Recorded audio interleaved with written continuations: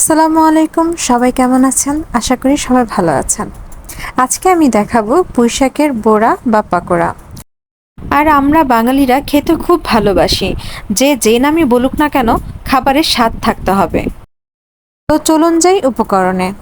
প্রথমে আমি 2 কাপের মতো পুঁইশাক কুচি কুচি করে কেটে নিয়েছি। অত বেশি ছোট করিনি, একটু মিডিয়াম সাইজ করে কেটে নিয়েছি। এরপরে 2 কাপের মতো আমি পেঁয়াজ কুচি নিয়েছি। তারপর 2 টেবিল চামচ কাঁচামরিচ, হাফ চা চামচ হলুদ গুঁড়ো, 1 চা চামচ মরিচ গুঁড়ো, হাফ চা চামচ জিরা গুঁড়ো, 1/4 চা চামচ ধনিয়া গুঁড়ো, স্বাদ অনুযায়ী লবণ, আমি এখানে 1 চা চামচ নিয়েছি, হাফ কাপ বেসন আর 1 টেবিল চামচ চালের গুঁড়ো। এরপরে এই মিশ্রণটিকে ভালোভাবে মিশিয়ে একটু আঠালো করে নিব, যাতে করে এই উপকরণগুলো যখন আমি তেলের মধ্যে ছাড়ব তখন যেন এগুলো ছড়িয়ে না পড়ে। তো আমি উপকরণগুলি ভালো করে মিশিয়ে নিচ্ছি। আমার উপকরণগুলো যেহেতু একটু শুকনো, এর জন্য আমি এতে একটু পানি অ্যাড করে নিব, যাতে করে আঠালোটা একটু ভালো করে হয়। তো আপনারা দেখতেই পাচ্ছেন আমি কতটা চেপে চেপে এই মিশ্রণগুলো মিশাচ্ছি, যাতে আমার খুব অল্প পরিমাণের পানি অ্যাড করতে হয়। বেশি পানি অ্যাড করলে তখন আমার এগুলো আবার একদম নরম হয়ে যাবে, তখন তেলে দিলে আবার ছড়িয়ে পড়বে। তো এখন আমার এই মিশ্রণটি মাখানো শেষ হয়ে গিয়েছে। আমি একটু ধরে দেখিয়ে দিচ্ছি যে আসলে কতটুকু আঠালো হবে, কারণ এটা যাতে চেপে চেপে আমি এগুলো তেলের মধ্যে দিতে পারি, এতটুকু আঠালো হলেই হবে।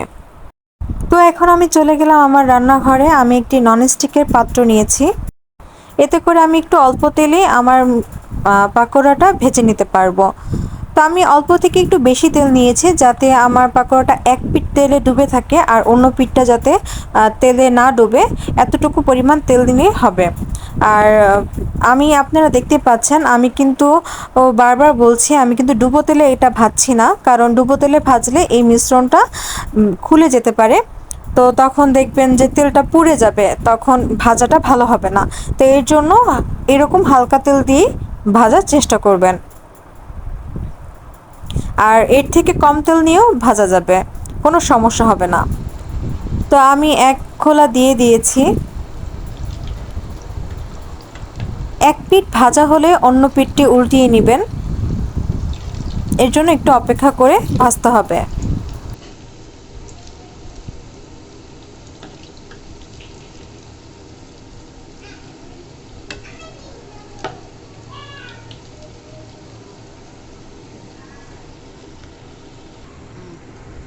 আমার ভাজা প্রায় কমপ্লিট হয়ে গিয়েছে।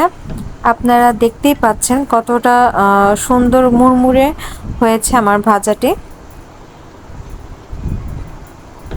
এর থেকে আমি বেশি ভাজবো না, কারণ এর থেকে বেশি ভাজলে তখন পোড়া পোড়া হয়ে যাবে, দেখতে ভালো লাগবে না আর খেতেও স্বাদ আসবে না।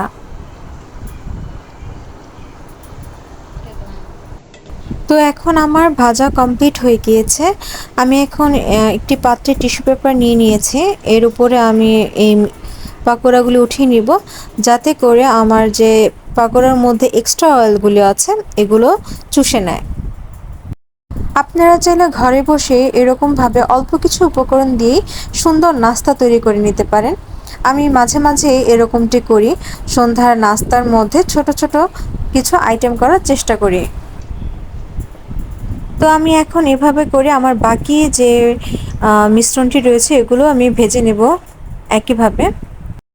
তো আমি একটি পাকোড়া ভেঙে দেখিয়ে দিচ্ছি যে এটির ভিতরেও কতটা সুন্দর করে ভাজা হয়ে গিয়েছে, আর খেতেও দারুণ মজা। আর আমরা চাইলেই ঘরে বসে এরকম অল্প কিছু উপকরণ দিয়ে মজাদার স্ন্যাক্স তৈরি করে নিতে পারি। তো আমার ভিডিওটি ভালো লাগলে সবাই আমার জন্য দোয়া করবেন, চ্যানেলটি সাবস্ক্রাইব করে পাশে থাকবেন। আল্লাহ হাফেজ।